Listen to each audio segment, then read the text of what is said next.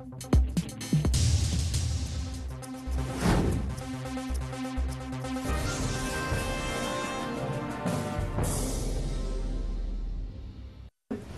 हिंद। दो टूक में आपका स्वागत है। वादों के ऊपर कवियों ने बहुत कुछ लिखा है, शायरों ने बहुत लिखा है, पर लोगों की जुबान पर हिंदी फिल्मों के कुछ गीत हैं जिसमें एक लाइन है, कसमें वादे प्यार वफा सब, वादे हैं वादों का क्या। दूसरी लाइन है, वादा टूट जाता है। लोकतंत्र में नेता और वायदे मिलकर एक ऐसा जाल बुनते हैं जिसमें फंसती आखिर जनता ही है। हर चुनाव में वादे किए जाते हैं और चुनाव खत्म होते ही वादों को तोड़ने का काम भी फौरन शुरू हो जाता है। चुनाव जीतते ही नेता ये कहना शुरू कर देते हैं कि उनके पास कोई जादुई छड़ी नहीं है, ऐसी छड़ी जिसे घुमाते ही सब काम हो जाए। लेकिन सवाल उठता है कि जब समस्या के समाधान के लिए जादुई छड़ी नहीं है तो वादों की बौछार करने के लिए कहां से जादुई छड़ी मिल जाती है, जादुई जुबान मिल जाती है। यूपी विधानसभा चुनाव के लिए सभी प्रमुख दलों ने अपने घोषणा पत्र जारी किए, मैनिफेस्टो जारी किए। उसमें बड़े बड़े वायदे किए गए। बीजेपी और सपा ने कहा कि वो गरीब छात्रों को मुफ्त में लैपटॉप देगी, लेकिन कैसे देगी ये नहीं बताया। इतने रुपए कहां से आएंगे ये भी नहीं बताया। और फिर ये लैपटॉप कहां से, किस कंपनी से खरीदे जाएंगे ये नहीं बताया, क्योंकि अगर ये बता दें तो पता चल जाएगा कि इसमें कितना कमीशन लिया जाने वाला है। इस योजना के लिए राज्य सरकार के राजस्व को कितना नुकसान होगा ये भी नहीं बताया। कांग्रेस लाखों लोगों को रोजगार देने की बात कह रही है, लेकिन कहां से देगी। यूपी में कितने नए कारखाने लगे हैं जहां लोगों को रोजगार मिल सकेगा। कांग्रेस इसका जवाब नहीं देती। उल्टे यूपी के और खुद गांधी परिवार के संसदीय क्षेत्र में लगातार कारखाने बंद होते जा रहे हैं, फिर भी लाखों रोजगार देने का वादा किया जा रहा है। सपा ने बेरोजगारों को 1000 रुपए भत्ता देने की घोषणा की है, लेकिन अगर सपा चुनाव जीतती है तो इस बात की क्या गारंटी है कि ये भत्ते जरूरतमंदों तक पहुंच ही पाएंगे। ऐसे और भी कई चुनावी वायदे हैं जिन्हें देख सुनकर ये मालूम चल जाता है कि ये कभी पूरे नहीं होने वाले, फिर भी वादों की बौछार और बरसात होती है। आइए देखते हैं कुछ ऐसे ही चुनावी वादे जिनका यूपी चुनाव में काफी शोर है, लेकिन जो शायद ही या कहें कभी भी पूरे नहीं हो पाएंगे। सबसे पहले बात करते हैं भारतीय जनता पार्टी की। बीजेपी बिहार समेत कर्नाटक, गुजरात, हिमाचल प्रदेश, मध्य प्रदेश, छत्तीसगढ़ में सत्ता में है। यूपी इलेक्शन में बीजेपी ने भी इस बार बिहार की तर्ज पर सवर्ण आयोग बनाने की बात अपनी पार्टी के मैनिफेस्टो में कही है। भारतीय जनता पार्टी ऊंची जात के लोगों की बात इसलिए करती है क्योंकि उनके वोट का एक बड़ा हिस्सा ऊंची जात की तरफ से ही आता है। लेकिन इस किस्म की बात करने में समाज में बिखराव पैदा होता है और वादे भी पूरे नहीं किए जाते। फिर भी बीजेपी झूठ बोलती चली आ रही है। इसी तरह यूपी असेंबली इलेक्शन में कांग्रेस ने अपने मैनिफेस्टो में माइनॉरिटीज, दलित और बैकवर्ड क्लासेस की भलाई के लिए कदम उठाने की बात तो कही थी, साथ ही उसने एक और वादा भी किया था, और वो वादा था अपर कास्ट के इकोनॉमिकली बैकवर्ड क्लासेस को सरकारी नौकरियों में 10% रिजर्वेशन देने का।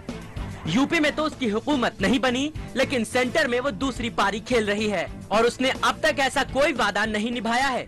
इसी तरह कांग्रेस और समाजवादी पार्टी दोनों ने ही इस बार यूपी में अपनी हुकूमत बनने पर मुसलमानों के लिए 9 और 18% अलग से रिजर्वेशन देने की बात कही है, जिसका पूरा होना नामुमकिन सा लगता है, क्योंकि भारतीय संविधान मजहब और जात बिरादरी के नाम पर किसी भी तरह का रिजर्वेशन देने से मना करता है।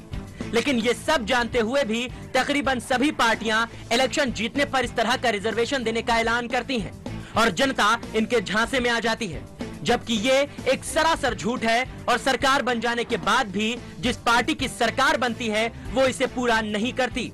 लेकिन ये झूठ एक लंबे समय से बोला जा रहा है और जनता इन झूठे वादों पर इन पार्टियों को अपना वोट भी दे रही है। पिछली बार की तरह भाजपा ने अयोध्या में राम मंदिर बनाने की बात एक बार फिर कही है। हालांकि खुद अयोध्या के लोग नहीं चाहते कि इस मुद्दे को दोबारा छेड़कर मुल्क में फिरका परस्ती की आग को हवा दी जाए। इसके अलावा राम मंदिर बनाने के लिए भाजपा ने पहले एक मुहिम चलाकर काफी चंदे भी जमा किए थे। वो सारे पैसे कहां गए? इस सवाल का जवाब यूपी ही नहीं पूरे मुल्क की आवाम जानना चाहती है, लेकिन भाजपा के पास इसका कोई जवाब नहीं है। इसके बावजूद राम मंदिर की बात भाजपा ने इस बार के पार्टी मैनिफेस्टो में एक बार फिर उठाई है। इसी तरह समाजवादी पार्टी और बीएसपी दोनों ने ही वर्तमान विधानसभा में 12वीं पास करने वाले हर विद्यार्थी को एक लैपटॉप और 10वीं क्लास पास करने वाले हर विद्यार्थी को एक टैबलेट उपलब्ध कराने का वादा किया है। उत्तर प्रदेश एजुकेशन बोर्ड भारत का सबसे बड़ा एजुकेशन बोर्ड है, जहां पर हर साल हाई स्कूल के लिए लगभग 37 लाख विद्यार्थी परीक्षा देते हैं, जबकि इंटरमीडिएट की हर वर्ष परीक्षा देने वाले विद्यार्थियों की संख्या लगभग 27 लाख है। इसी तरह हाई स्कूल और इंटरमीडिएट की परीक्षा पास करने वाले यूपी के विद्यार्थियों की कुल संख्या हर साल लगभग 46 लाख के आसपास होती है। सेंटर की एचआरडी मिनिस्ट्री की माने तो वो विद्यार्थियों के लिए इस वक्त 2500 रुपए में टैबलेट पीसी दिलवाने का वादा कर रही है। इसी तरह यूपी के इतने विद्यार्थियों को मुफ्त टैबलेट दिलवाने में लगभग 3755 करोड़ रुपए की जरूरत होगी। ऐसे में इतने बच्चों को मुफ्त कंप्यूटर, सपा और बसपा भला कहां से लाएगी? इसके लिए पैसे कहां से आएंगे? इसी तरह बीजेपी ने गरीबी रेखा से नीचे जिंदगी गुजारने वाले हर एक परिवार को एक दुधारू गाय देने का वादा किया है। 2002 की जनगणना के अनुसार उत्तर प्रदेश में बीपीएल परिवार की संख्या 1 करोड़ थी, जिसमें अब और बढ़ोतरी होगी। 1 करोड़ गायों का इंतजाम कहां से किया जाएगा, जिसे खरीदने के लिए भी लगभग 10,000 करोड़ रुपए चाहिए। क्या बीजेपी इसके बारे में कुछ बता सकती है? इसी तरह तकरीबन तमाम पार्टियों ने समाज के पिछड़े वर्गों के लिए मुफ्त मकान, बुनकरों का कर्ज माफ करने, मुस्लिम लड़कियों को मुफ्त शिक्षा दिलाने, किसानों के लिए मुफ्त पानी और बिजली उपलब्ध कराने का वादा किया है। लेकिन यहाँ सवाल ये उठता है कि क्या यूपी हुकूमत के पास इतने पैसे होंगे कि राज्य में किसी भी पार्टी की सरकार बनने पर ये सारे वादे पूरे किए जा सके?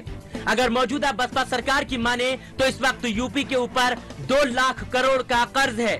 इस हकीकत को जानते हुए तमाम पार्टियां ऐसे वादे क्यों कर रही हैं, जिनसे राज्य पर कर्ज का बोझ और बढ़े? कांग्रेस सरकार ने पहले सच्चर कमेटी बनाई, फिर रंगनाथ कमीशन। ये दोनों कमेटियां अल्पसंख्यकों की हालत समझने और उनकी बेहतरी के लिए उपाय बताने के लिए बनाई गई थी। रंगनाथ कमेटी रिपोर्ट को कांग्रेस की केंद्रीय सरकार ने 2 साल तक दबाए रखा। जब रिपोर्ट पेश हुई तो उसकी सिफारिशों पर तत्काल अमल नहीं हुआ। जब यूपी असेंबली इलेक्शन की घोषणा हुई तब जाकर 4.5% अल्पसंख्यक रिजर्वेशन की घोषणा केंद्र सरकार ने की। ध्यान रहे, अल्पसंख्यक रिजर्वेशन, लेकिन कांग्रेस ने अपने मैनिफेस्टो में इसे मुस्लिम रिजर्वेशन बताया। अब इससे ज्यादा खुलेआम धोखाधड़ी और क्या हो सकती है? ये कहानी मैं सिर्फ इसलिए बता रहा हूं ताकि आप समझ सकें कि सियासी पार्टियों और लीडरों की मानसिकता क्या है, वो इस देश की जनता के प्रति क्या भाव रखते हैं, क्या समझ रखते हैं। ठीक वैसे ही हर एक पार्टी चुनाव करीब आते ही वादों की घोषणा तो ऐसे करती है मानो अगर वो सत्ता में आ गई तो सब कुछ बदल जाएगा, राम राज्य आ जाएगा।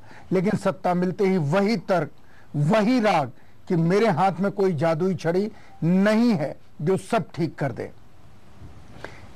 आप याद कीजिए, अभी हाल में इस देश के बहुत बड़े आदमी ने यही कहा कि उनके पास कोई जादुई छड़ी नहीं है। फिर सवाल उठता है कि ऐसे कोरे वादों पर क्या लगाम नहीं लगाई जा सकती? क्या कोई ऐसा मैकेनिज्म चुनाव आयोग डेवलप नहीं कर सकता? क्या जनता खुद मिलकर ऐसी कोई व्यवस्था नहीं बना सकती जिससे चुनावी वादों को पूरा करना राजनीतिक दलों की मजबूरी बन जाए? बहरहाल एक ब्रेक लेते हैं। ब्रेक के बाद एक ऐसे चुनावी वादे की बात करेंगे जो चुनाव जीतने के बाद नहीं, चुनाव लड़ने से पहले ही टूट जाता है।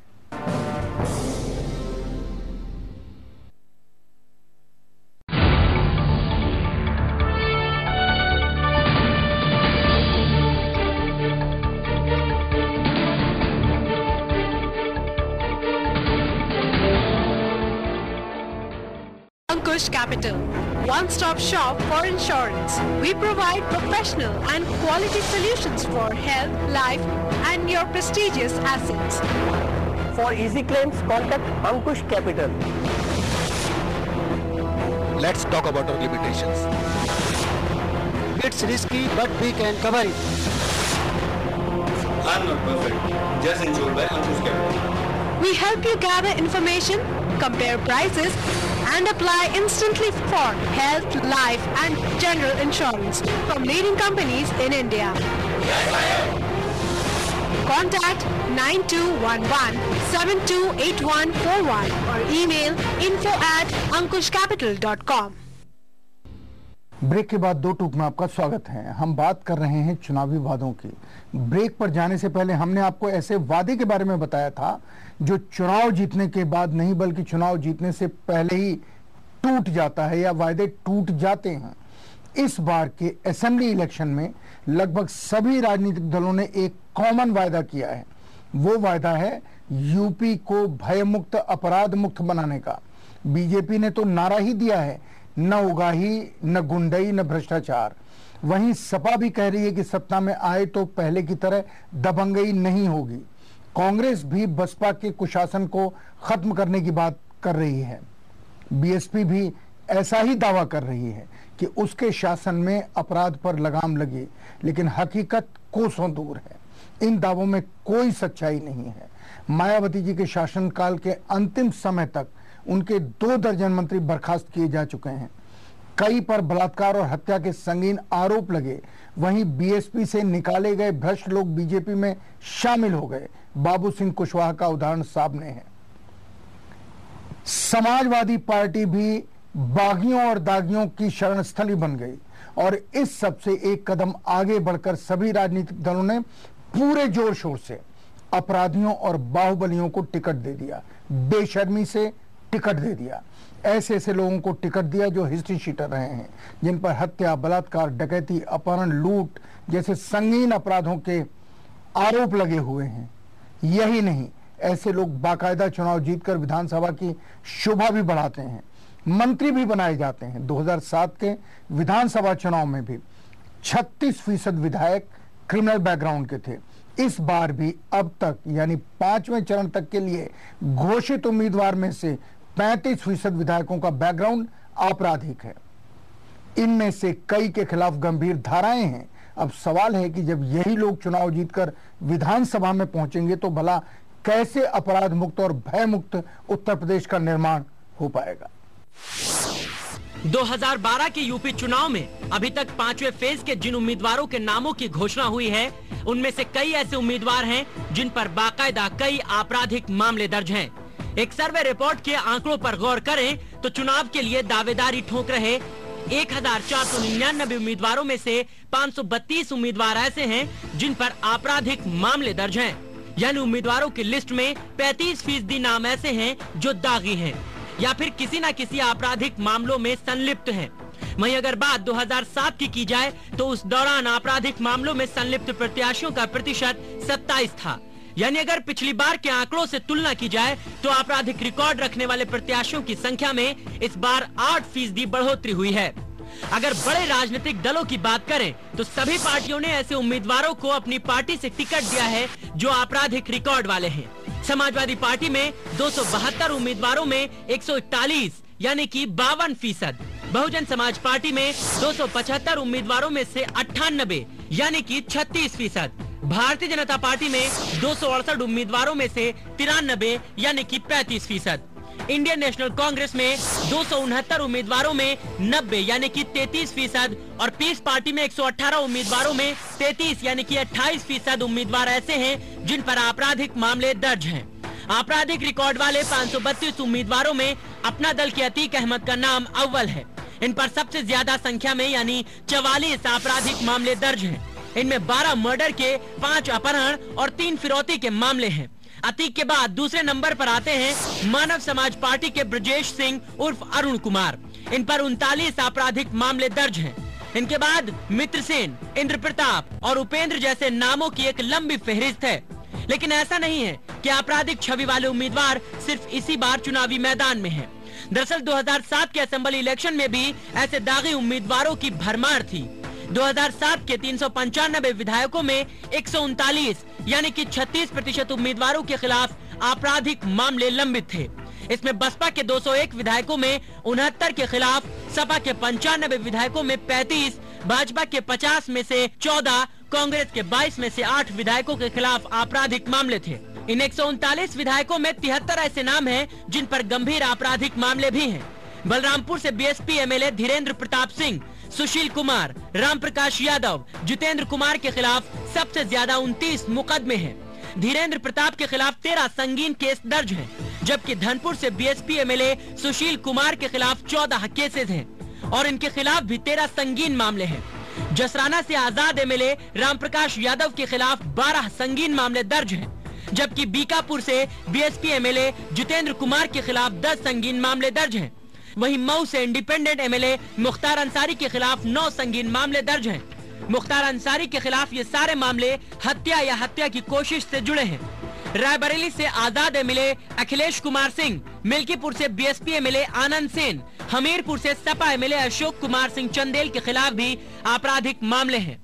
अब गौर करने वाली बात ये है कि जब जनप्रतिनिधि के तौर पर ऐसे आपराधिक छवि वाले नेता चुनाव लड़ेंगे तो यह आसानी से समझा जा सकता है कि वो जनता का कितना भला करेंगे। जरा सोचिए कि जो पार्टी समाज को अपराध मुक्त बनाने का दावा करती है, वही अपराधियों को जनता का प्रतिनिधि बनाकर पेश कर रही है। ऐसे तो चोरों से ही रखवाली करने वाली बात हुई, तो टूट गए ना चुनावी वादे चुनाव लड़ने से पहले ही। जाहिर है आपराधिक बैकग्राउंड वाले विधायकों के सहारे तो उत्तर प्रदेश अपराध मुक्त और भय मुक्त बनने से रहा। जब ऐसे विधायक चुनकर विधानसभा में आएंगे तो क्या वे कोई ऐसा कानून बनने देंगे जो उनके खिलाफ जाता हो, या जिस कानून का संबंध आम आदमी की भलाई से हो? ऐसे में राजनीतिक दल यूपी को अपराध मुक्त और भय मुक्त बनाने का अपना वादा कैसे पूरा करेंगे? क्योंकि जो सरकार बनाएगा इन्हीं विधायकों में से मंत्री भी बनेंगे। उन मंत्रियों को वही पुलिस सैल्यूट करेगी जो अपने थाने में उनके खिलाफ मुकदमा चला रही है, जिसके रजिस्टर में उनका नाम अपराधी के रूप में दर्ज है। ये तो वही जाने।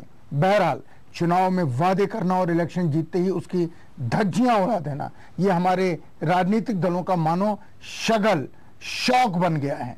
फिर भी वादा खिलाफी के इस कुचक्र से कैसे निकला जाए, इसकी तरफ न तो जनता ध्यान देती है और न ही मीडिया ऐसे सवालों पर गंभीरता से ध्यान देती है। दोनों ही आंख बंद कर लेते हैं, धारा में बह जाते हैं, अपराधियों का साथ देने लगते हैं। वादा खिलाफी महज खबरों तक सीमित न रहे, इस पर वाकई जनता और मीडिया गंभीर हो, इसके खिलाफ एक कैंपेन चले। चुनाव सुधार के दायरे में वादा खिलाफी का मसला भी शामिल किया जाना चाहिए। ये आज के समय की सबसे बड़ी जरूरत है, ऐसा मुझे लगता है। अभी वक्त है, एक ब्रेक लेते हैं। ब्रेक के बाद आपको संसद की उस समिति के बारे में बताएंगे जिसका काम तो होता है संसद के भीतर किए गए वादों की निगरानी करना, लेकिन ये समिति आखिर करती क्या है? क्या ये अपनी जिम्मेदारी सही ढंग से निभा रही है?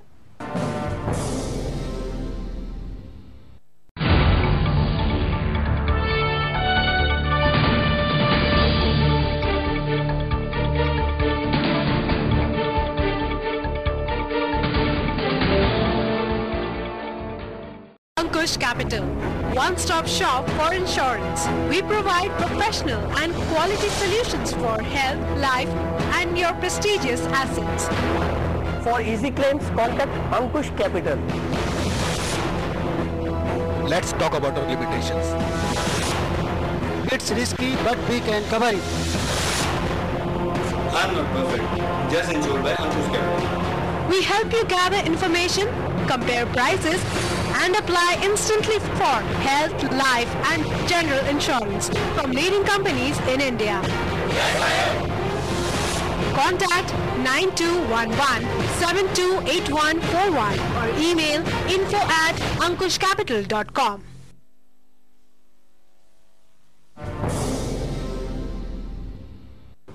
ब्रेक के बाद दो टूक में आपका स्वागत है।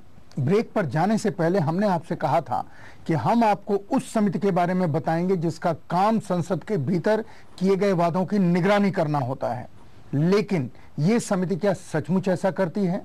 दरअसल वादा खिलाफी का काम सिर्फ राज्यों तक ही सीमित नहीं है और न सिर्फ विधानसभा चुनाव में ही वादे करके तोड़े जाते हैं, नेशनल लेवल पर भी जमकर वादे किए जाते हैं और तोड़े जाते हैं। जितना बड़ा नेता उतना बड़ा वादा। आज भी इंदिरा गांधी का गरीबी हटाओ का वादा याद आता है। इसी वादे की बदौलत इंदिरा जी को जबरदस्त सफलता हासिल हुई थी। इसी तरह अटल बिहारी वाजपेयी जी ने भी सत्ता में आने के बाद हर साल 1 करोड़ लोगों को रोजगार देने का वायदा किया था, वो भी पूरा नहीं हुआ। हम आपको बता दें कि संसद के भीतर एक समिति होती है जिसका नाम है आश्वासन समिति। इसका काम होता है संसद के भीतर किए गए वादों की निगरानी करना, लेकिन ये एक ऐसी पावरलेस समिति है जो जनता को यह तक नहीं बता सकती कि पिछले 5 सालों में क्या आश्वासन दिए गए, उनमें से कितने पूरे हुए, कितने बाकी हैं, समिति ने क्या कार्रवाई की। इतना ही नहीं, ये समिति सूचना के अधिकार कानून के तहत भी इन सवालों का जवाब नहीं देती, क्योंकि वादे तो वादे हैं और वादे तो टूट ही जाते हैं, और वादे करके तोड़ना राजनीतिक दलों का या मंत्रियों का या सांसदों का शायद जन्मसिद्ध अधिकार भी है। 27 दिसंबर 2011 का दिन याद कीजिए। संसद का संयुक्त सत्र चल रहा था, लोकपाल पर बहस चल रही थी। अन्ना हजारे रामलीला मैदान में अनशन पर थे।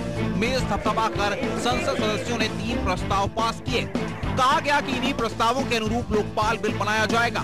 बाद में क्या हुआ सब जानते हैं। अन्ना हजारे को फिर से अनशन पर बैठना पड़ा, ये आरोप लगाते हुए कि संसद ने उनके साथ और इस देश की जनता के साथ धोखा किया है। सवाल यहाँ ये नहीं है कि इस मसले पर अन्ना सही है या संसद। यहाँ एक और सवाल है।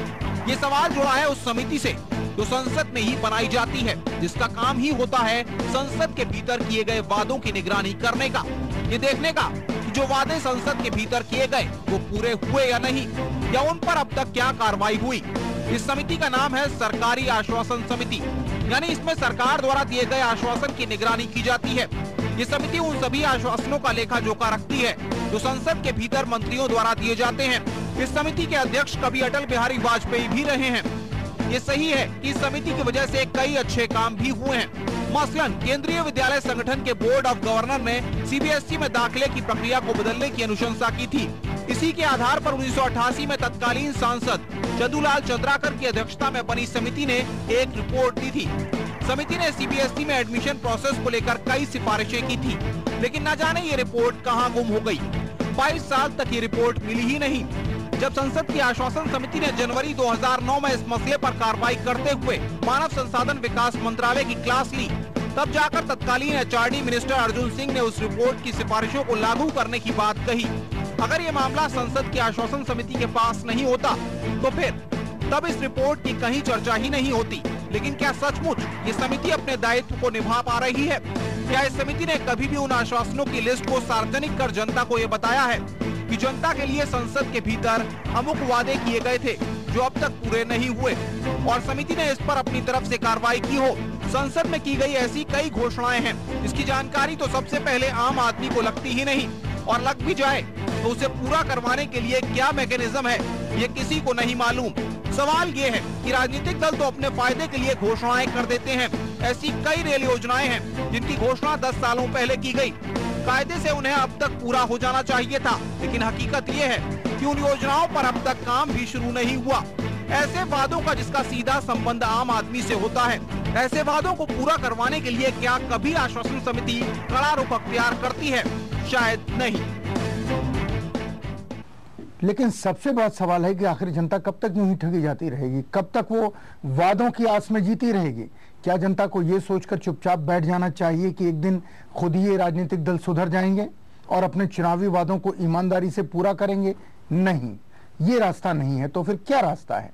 मेरे हिसाब से जनता को अपने प्रतिनिधि से हर महीने उनके वादों की याद दिलानी चाहिए। ये पूछना चाहिए कि उनके द्वारा किए गए वादे कब पूरे होंगे और अब तक क्यों पूरे नहीं हुए। शायद दबाव का ये रास्ता पहले स्तर पर कुछ काम कर जाए। साथ ही घोषणा पत्र में किए गए वादों को पूरा करने के लिए कानूनी बाध्यता भी तय की जा सकती है। इसके लिए चुनाव आयोग अपनी तरफ से भी चाहे तो कदम उठाए। राजनीतिक दल भी जनता की भावनाओं को समझें और अपने वादों को पूरा करने की कोशिश करें। नहीं तो आज जनता आपके वादों पर भरोसा नहीं कर रही, कल को आपके ऊपर से उसका भरोसा उठ जाएगा, जो जाहिर है इस मुल्क के लोकतंत्र और राजनीतिक दलों के लिए शुभ संकेत नहीं होगा। बहरहाल पिछले हफ्ते हमने 2 टूक में एक प्रतियोगिता शुरू की थी, जिसमें हमने आपसे 2 टूक पर सर्वश्रेष्ठ प्रतिक्रिया को 5 लाख रुपए का गिफ्ट हैम्पर देने का ऐलान किया था। अंकुश कैपिटल इस गिफ्ट हैम्पर को दे रहा है, 5 लाख रुपए का गिफ्ट हैम्पर स्पॉन्सर कर रहा है। इसके जवाब में हमें आपके ढेरों एसएमएस और ईमेल मिले। इसमें सबसे बेहतर प्रतिक्रिया रही सुंदरपुर वाराणसी के भोलानाथ शाह की। शाह साहब, आपको 5 लाख रुपए का गिफ्ट हैम्पर मुबारक। आज के सर्वोत्तम प्रतिक्रिया को डेली मल्टीमीडिया की तरफ से मिलता है 5 लाख का गिफ्ट हैम्पर। इस इनाम के स्पॉन्सर है अंकुश कैपिटल। आप भी इनाम जीत सकते हैं। आप अपनी प्रतिक्रिया 562635 पर एसएमएस कीजिए। एसएमएस करने के लिए पहले आप कैपिटल लेटर्स में DT टाइप करें और अपनी प्रतिक्रिया लिखें। साथ ही अपना पता लिखना ना भूलें। इनाम की जानकारी के लिए 09211728141 पर फोन करें या मेल करें info@ankushcapital.com। और भी कुछ लोगों ने इन्हीं के बराबर लेकिन इनसे कुछ कम अच्छे प्रतिक्रियाएं भेजी हैं। उनके नाम हम आपको बता रहे हैं। कृपा करके प्रतिक्रियाएं भेजते रहें और इस प्रोग्राम में अपनी शिरकत करते रहें। हम आपकी बहुमूल्य प्रतिक्रियाओं से आपको भी अवगत कराएंगे और उसे चौथी दुनिया में छापेंगे भी। लोकतंत्र के ऊपर और अपने प्रतिनिधियों के ऊपर नजर रखिए। नजर रखना आपके हित में है, इस मुल्क के हित में है। हम जो कहते हैं सच कहते हैं, 2 टूक कहते हैं। जय हिंद। कैसा लगा आपको हमारा ये कार्यक्रम? आप अपनी राय दे सकते हैं feedback.dotook@gmail.com पर।